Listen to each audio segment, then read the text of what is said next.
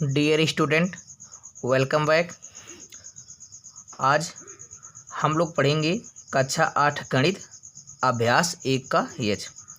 तो इसके लिए हमें कुछ महत्वपूर्ण बिंदुओं पर ध्यान देना होगा। अगर हम उन बिंदुओं को नहीं जानेंगे तो हमें कुछ समझ में नहीं आएगा। ठीक है, गणित रटने वाली विषय नहीं है, इसको समझना बहुत ज़रूरी है। जब तक आप समझेंगे नहीं तब तक आप सवाल को हल नहीं कर पाएंगे। तो आइए देखते हैं। पहला जो आपका महत्वपूर्ण बिंदु है, लिखा है किसी पूर्णांक का निरपेक्ष मान उस पूर्णांक का संख्यात्मक मान होता है।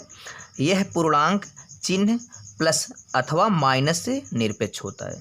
यानी जो निरपेक्ष मान होता है, किसी भी संख्या का निरपेक्ष जो मान होता है वह संख्या का उस पूर्णांक का संख्यात्मक मान होता है। जो संख्या दी होती है वही मान ही उसका निरपेक्ष मान होता है।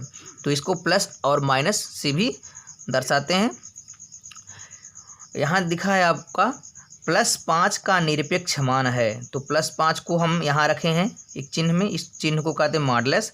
यहाँ देखें +5 लिखा है बराबर 5।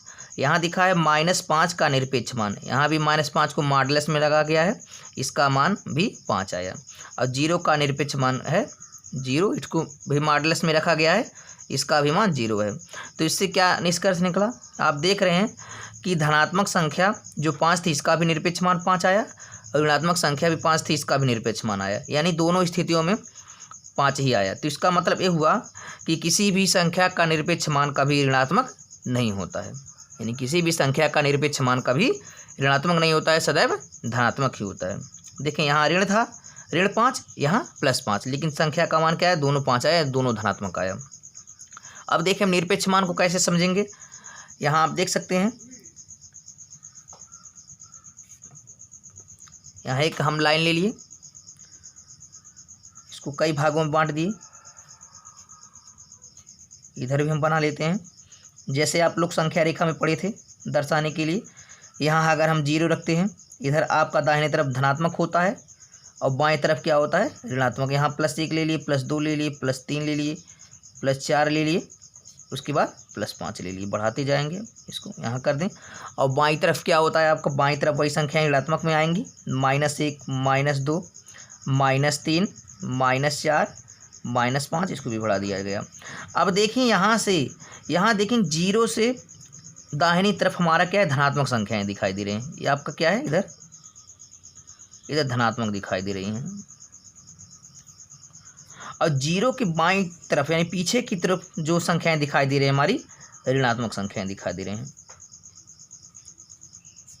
अब यहाँ देखिए 0 से हम आगे इधर बढ़े, 0 से पीछे, यही क्या है, निरपेक्ष है मान, निरपेक्ष। अब अगर दोनों एक साथ आते एक ही दिशा में तो सापेक्ष होता। तो निरपेक्ष में क्या होता है, विपरीत। ठीक, एक के विपरीत अगर एक हो तो निरपेक्ष होता है।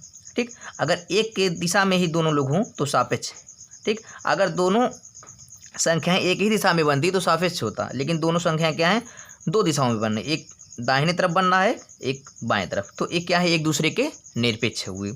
अब यहाँ देखें, यहाँ हम +5 देखना चाहें तो +5 देखें, +1, +2, +3, +4, यहाँ +5।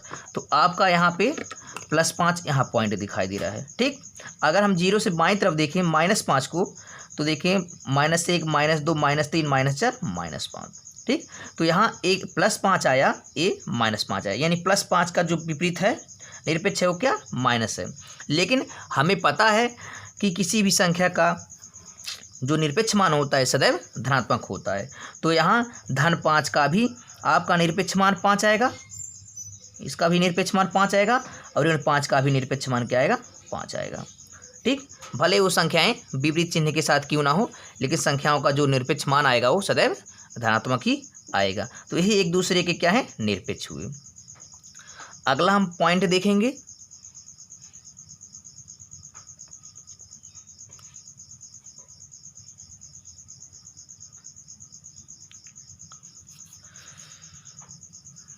अगला पॉइंट है किसी भी संख्या का निरपेक्ष मान कभी ऋणात्मक नहीं होता। अभी इसके पहले ही बताया गया है कि किसी भी संख्या का निरपेक्ष मान कभी ऋणात्मक नहीं होता है, हमेशा धनात्मक आएगा। कोई भी संख्या हो, जैसे यहाँ हम मान लीजिए यहाँ ले लिए -7, ठीक, यहाँ ले लिए +7, तो -7 का भी ऋणात्मक मान निरपेक्ष मान जो होगा आपका वो -7 ही होगा, +7 होगा, और +7 का भी आपका क्या हो जाएगा, 7 ही आएगा।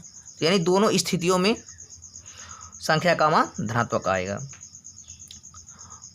अगला है प्रत्येक शून्येतर। शून्येतर का मतलब क्या है, जो संख्या शून्य ना हो। प्रत्येक शून्येतर परिमेय संख्या का निरपेक्ष मान सदैव धनात्मक होता है। यानी कोई भी संख्या है शून्येतर हो जो शून्य ना हो, उसका हमेशा मान जो होगा धनात्मक आएगा। जैसे अभी यहाँ देखें, यहाँ ले लिए जो -7 है, ये +7, ये दोनों क्या है, शून्येतर हैं, क्योंकि ये शून्य नहीं है। अब देखें, अब शून्य से बड़ा कौन है, शून्य से बड़ा +7 है, और शून्य से छोटा क्या है, -7।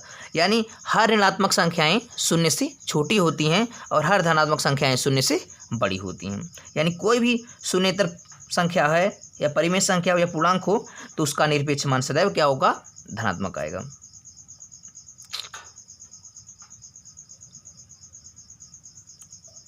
अगला देखेंगे हम लोग,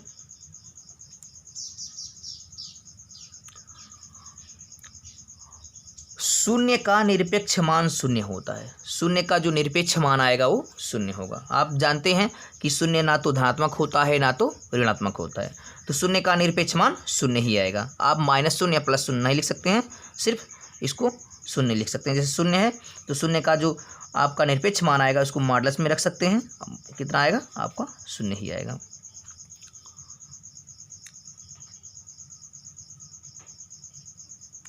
अगला है, जिस संख्या का निरपेक्ष मान निकालना हो उसे मॉडुलस में लिखकर ज्ञात करते हैं। ये आप देखें मॉडुलस है, आप इसको बड़ा कोष्टक मत समझिएगा, क्योंकि बड़ा कोष्टक इस तरह बंद होता है, ठीक, लेकिन ये क्या है, ये मुड़ा नहीं, खुला है। तो दो चिन्ह अगर इस तरह दिखाई दें उसको मॉडुलस बोलेंगे। तो जिस संख्या का निरपेक्ष मान निकालना हो उसको क्या करेंगे, मॉडुलस में बंद कर देंगे। जैसे मान लीजिए यहाँ पे 5 है, तो 5 का निरपेक्ष अगर मान आपको निकालना है तो इसको आप मॉडुलस में लिख लेंगे पहले, अब उसके बाद आप 5 लिखेंगे, ठीक। तो जिस संख्या का निरपेक्ष मान निकालना हो उसको आप मॉडुलस में लिख लेंगे। ये मॉडुलस का चिन्ह है, ठीक, 2 रेखाएं होती हैं खड़ी, ये आपका मॉडुलस का चिन्ह है।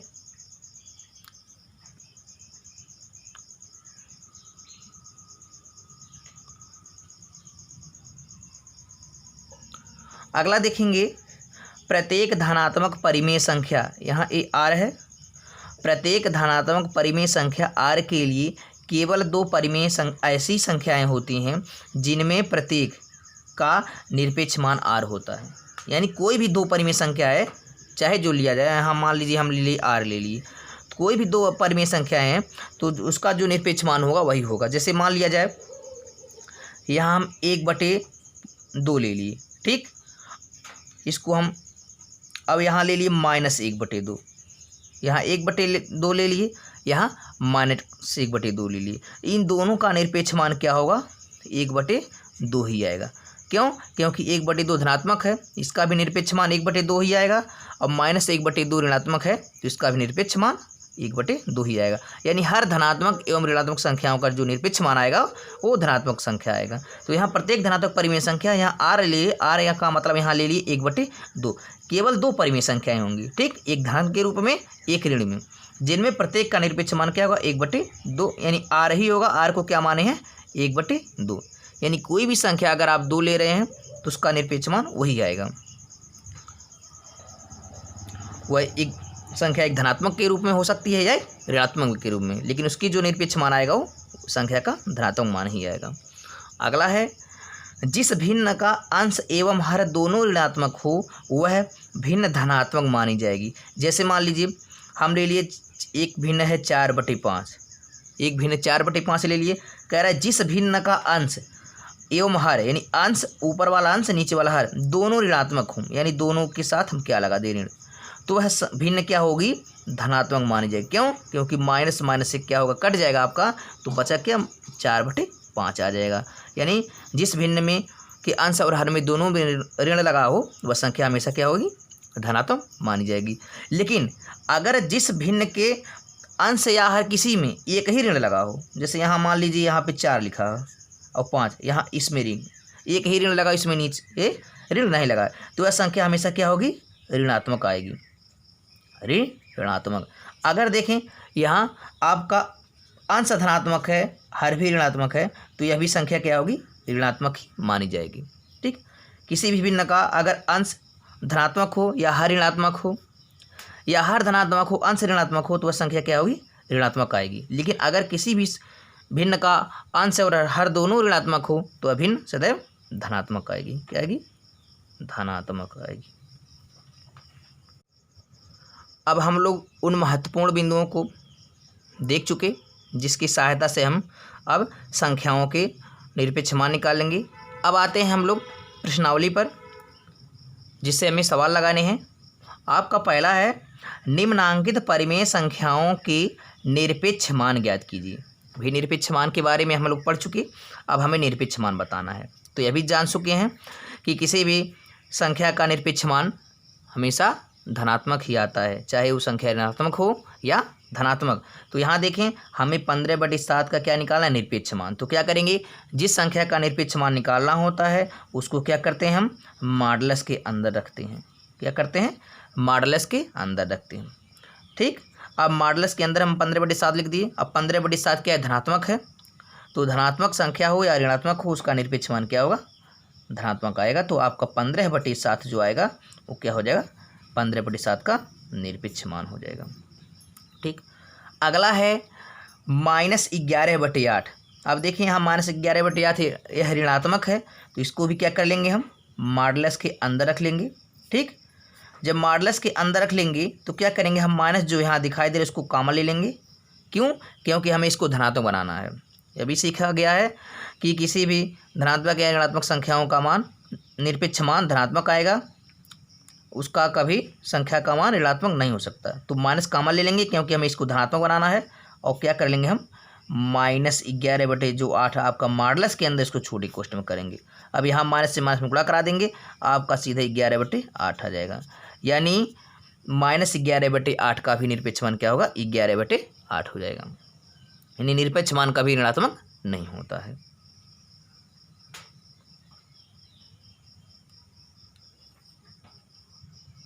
अगला देखेंगे, सरल कीजिए। यहाँ देखें, आपको मॉडुलस के अंदर लिखा है 3/5 -2/8। तो इसको आप चाहें यहाँ 2/8 को काट भी सकते हैं और नहीं चाहें तो उसको भी हल कर सकते हैं। यहाँ हम जैसे यहाँ देखें कि भिन्न का ही घटाना है, हर बराबर नहीं है, तो क्या करेंगे, हम लैसा लेकर हल करेंगे। इसको मॉडुलस के अंदर ही कर लें। तो 5 और 8 का देखें, यहाँ से देख लें, इसको काट दें, छोटा हो जाएगा, 2 या करने 2 और 2 चौके 8 हो जाएगा। तो आपका जो भिन्न आएगा 3/5 -1/4। अब 5 4 का एलसीएम कितना हो जाएगा, 5 चौके 20 हो जाएगा। अब 5 से भाग देंगे 20 में तो 4 बार जाएगा, और 4 का जब 3 में गुणा करेंगे, 4 3 कितना हो जाएगा, 12 होगा। ठीक, अब 4 से भाग देंगे 20 में तो 4 5 20, और 5 आया, 5 1 का 1 में गुणा करेंगे, 5 1 करने 5 आएगा। इसको भी मॉडुलस के अंदर बंद कर लिया जाए, बराबर लगाएं। 12 में से 5 जाएगा, आपका 7/20 आ जाएगा। तो 7/20 मॉडुलस में आया।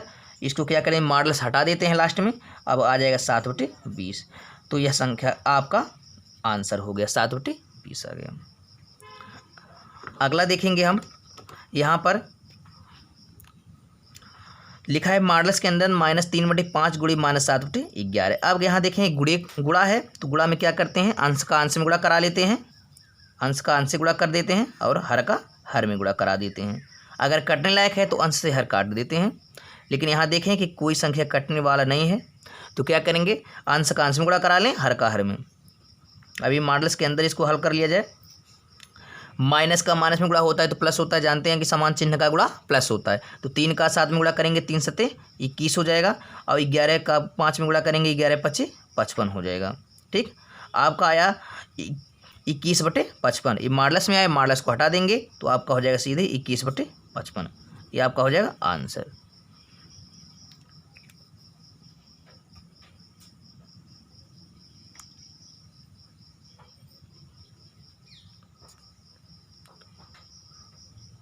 अगला सवाल है आपका, उत्तर का सही विकल्प अपनी अभ्यास पुस्तिका में लिखिए। ठीक है, यहाँ दिया है यदि x बराबर -1/2 और y बराबर दिया है 3/4। तो modulus x plus modulus y का मान है। इसको देखना है। देखिए उत्तर का सही विकल्प यहाँ दे दिया है कि क्वेश्चन है उसमें 4 विकल्प हैं, कौन सा विकल्प आपका सही होगा इसको देखना है कि उत्तर का सही विकल्प अपनी अभ्यास पुस्तिका में लिखिए। यदि x बराबर -1/2 और y बराबर 3/4 तो modulus x plus modulus y का मान है। तो क्या करेंगे, यहाँ पे हमें पता है कि x बराबर दे दिया है -1/2, तो क्या कर लें आप, यहाँ जैसे आपसे पूछा गया है modulus x plus modulus y का मान निकालना है, तो x के जगह पे आपका x का मान रख दें। तो x का मान कितना हो जाएगा आपका -1/2, x का मान दे दिया है -1/2, इसको x की जगह पे x का मान रख दें। अब प्लस लगा है प्लस लगा दें, और y का मान दिया है 3/4, तो y का मान भी आपको 3/4 मॉडलस में रख लेंगे। ठीक, अब यहाँ a माइनस है, इसको हटा दें क्योंकि मॉडलस के अंदर जो भी ऋणात्मक संख्याएं होती हैं उसका निरपेक्ष मान जो होता है वो धनात्मक होगा। तो जब माइनस कॉमन ले लेंगे तो आपका जो -1/2 मॉडलस में है छोटे कोष्ठक में इसको कर लेंगे 1/2 आ जाएगा। अब आपका अभी 3/4 जो धनात्मक उसको हटा देंगे, मॉडलस वाला हटा देंगे। अब यहाँ देखें माइनस का माइनस में गुणा ये प्लस आया, उसके बाद आपका हो गया 1/2, अब प्लस आया 3/4 आया। इसको जब हल कर लेंगे तो 2 और 4 का एलसीएम कितना होगा, 4 आएगा। यहाँ से हम 4 लेंगे, 2 से भाग देंगे 4 में, 2 से भाग देंगे 4 में तो 2 दूनी 4 आएगा, 2 आएगा, 2 या करने 2 प्लस 4 से 4 में भाग दे 1 आया, 1 का गुणा हम 3 में करें 1 3 आए 3 आ जाएगा। आपका आ गया 3 2 5 5/4 आया, आपका 5/4 आया। तो ऑप्शन में क्या आया, ऑप्शन में आपका दिया था कि 7/4 -5/7 5/4 और 7/4 8, तो 5/4 आपका आए, तो 5/4 आपका ऑप्शन नंबर 3, तो यही आपका आंसर हो जाएगा।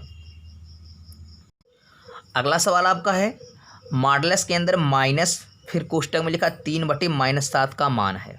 ठीक, 4 ऑप्शन दिए गए हैं, कौन सा ऑप्शन सही है इसको आप हल करेंगे तभी जान पाएंगे। पहला है 3/7, दूसरा है -3/7, फिर देगा 3/-7 -3/-7, यानी 3/7 सब है लेकिन चिन्ह का ही फर्क है। अब यहाँ देखें ये 3/7 धनात्मक है, ये ऋणात्मक आया, यह भी ऋणात्मक है, यह भी क्या होगा धनात्मक होगा क्योंकि आंसर हो रहा दोनों ऋणात्मक हैं। तो क्या करेंगे, पहले इसको हल कर लिया जाए। पहले इसको देखें आप, आपका जो दिया है माइनस फिर लिखा है 3/-7 जैसे दिया है इसको उसको लिख लेंगे, यहाँ लिखें, इसको करेंगे माइनस से जब माइनस में गुणा करेंगे तो कोष्टक टूट जाएगा। आपको जो बीच में छोटा कोष्टक दिखाई दे रहा है मॉडलस के, वो माइनस से माइनस में गुणा कराएंगे तो कोष्टक टूट जाएगा। तो माइनस का माइनस में गुणा करेंगे तो प्लस हो जाएगा क्योंकि समान चिन्ह का गुणा प्लस होता है, आपका कोष्टक टूट जाएगा। बचेगा क्या, आपका 3/7 ही मॉडलस में आया। ठीक, अब 3/7 मॉडलस हटेगा तो संख्याएँ वही होंगी 3/7, तो आपका आंसर क्या आ जाएगा 3/7। तो ऑप्शन में जो आपका था विकल्प 3/7, तो 2 संख्याएं दिखाई दे रही हैं 3/7। ठीक, तो यह संख्या यह भी आपके धनात्मक है, यह भी संख्या है, लेकिन हमारा जो संख्या प्राप्त हुआ धनात्मक आया, आपका यही सही होगा। वैसे तो यह भी सही होगा क्योंकि यह भी ऋणात्मक संख्या है, माइनस से माइनस कट जाएगा। तो ऑप्शन दोनों ही सही दिखाई दे रहे हैं क्योंकि दोनों का मान क्या आया 3/7 ही आएगा।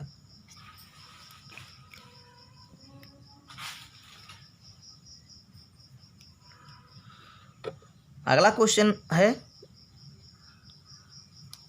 आपका, यदि x बराबर -5/7 और y बराबर 3/4 तो मॉडलस x गुणे मॉडलस y का मान निकालना है। ठीक, हमें मान निकालना है मॉडलस x गुणे मॉडलस y का मान पूछा जा रहा है। तो x का मान दे दिया गया है आपसे -5/7, y का मान दे दिया है 3/4। तो क्या करें, x के स्थान पे x का मान रख दें, तो x का मान आया है -5/7 आया, इसको भी मॉडलस में कर दें क्योंकि x भी मॉडलस में है, गुणे लगा दें। यहाँ देखें y दिया है, y का मान कितना है 3/4, जैसे y मॉडलस में है उसी तरह y का मान 3/4 भी मॉडलस में कर दिया जाएगा, बराबर लगा दें। अब क्या करेंगे, मॉडलस को हटाएंगे तभी इसको हम गुणा करेंगे। तो मॉडलस को हटाने के लिए क्या करेंगे, हम इस ऋणात्मक को धनात्मक बना लेंगे क्योंकि जो निरपेक्ष मान होता है वो धनात्मक ही आता है। इसको माइनस का कॉमन लेके इसको धनात्मक बना ले, माइनस कॉमन ले लेंगे और छोटे कोष्टक में वही संख्या लिख लेते हैं -5/7। सिर्फ ऋणात्मक को ही ऐसा करते हैं, बाकी धनात्मक वाला तो अपने आप हट जाता है। 3/4 है, इसको 3/4 कर लिया जाए, हट गया मॉडलस सबका। अब इसको जब गुणा करेंगे तो माइनस का माइनस में गुणा करेंगे प्लस होगा, उसके बाद आएगा 5/7 और गुणित 3/4 आएगा। अब देखें कोई भी संख्या काटने लायक नहीं है तो क्या करेंगे, अंश से अंश में गुणा करा देंगे, हर से हर में गुणा कर देंगे। तो आपका जाएगा 5 और 3 अंश में है तो 5 का गुणा 3 में कराएंगे तो 5 3 कितना हो जाएगा आपका 15 हो जाएगा। और नीचे है 7 चौके आपका हो जाएगा, तो 7 चौक हो जाएगा 28। तो 15/28 यह आपका हो जाएगा आंसर। अब देखें ऑप्शन में क्या कहा था आपसे, ऑप्शन में कुछ विकल्प ऑप्शन दिए थे 7/28 माइनस 15/28, 15/14, 15/28। तो आपका आंसर क्या आया 15/28। तो 15/28 लास्ट वाला विकल्प है, तो लास्ट वाला विकल्प आपका आंसर हो जाएगा।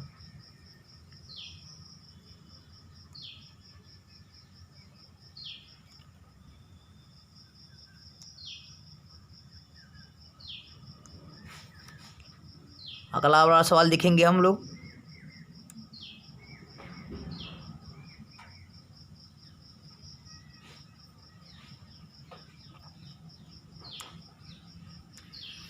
लिखा है परिमेय संख्याओं -5/7 और -5/-7 के निरपेक्ष मान है। ठीक, अभी इसके पहले ही बताया गया था कि दो संख्याएं जब दी हों तो दोनों का निरपेक्ष मान वही आएगा जो संख्या है, क्योंकि निरपेक्ष मान ऋणात्मक एवं धनात्मक दोनों का ही मान धनात्मक आता है। तो यहाँ देखें -5/7 है।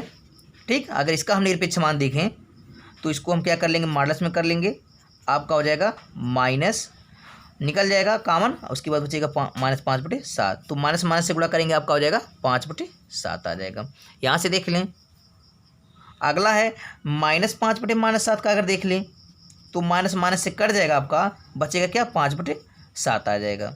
ठीक, तो 5/7। तो दोनों स्थितियों में माइनस और प्लस दोनों का मान क्या आया आपका इक्वल आया 5/7।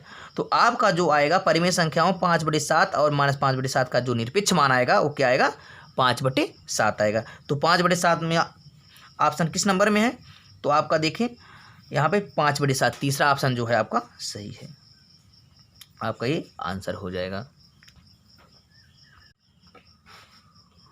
तो हम आशा करते हैं कि आपको यह वीडियो समझ में आया होगा। अगर वीडियो समझ में आए तो उसको लाइक करें, कमेंट करें, शेयर करें अन्य बच्चों के साथ, ताकि वह भी बच्चे पढ़ पाएँ। जो लोग इससे वंचित हो रहे हैं उनको भी आप बताएं। और जो भी होमवर्क दिया जा रहा है उसको आप कीजिए। जब तक आप होमवर्क नहीं करेंगे, अपनी समस्याओं को नहीं बताएंगे, तब तक हम आपकी कमी को दूर नहीं कर सकते हैं। तो आपसे यही रिक्वेस्ट है कि आपको जो भी होमवर्क दिया जा रहा है उसको आप ज़रूर कीजिए। अगर कहीं इसके बाद दिक्कत हो रही है तो आप उसको कमेंट करके बताइए और हम उस समस्याओं का समाधान अवश्य करेंगे। तब तक के लिए टेक केयर, घर पे रहें, सुरक्षित रहें। इस होमवर्क को आप लोग पॉज करके नोट कर लीजिए और अगले दिन हमें इस क्वेश्चन का आप लोग जवाब ज़रूर भेजें।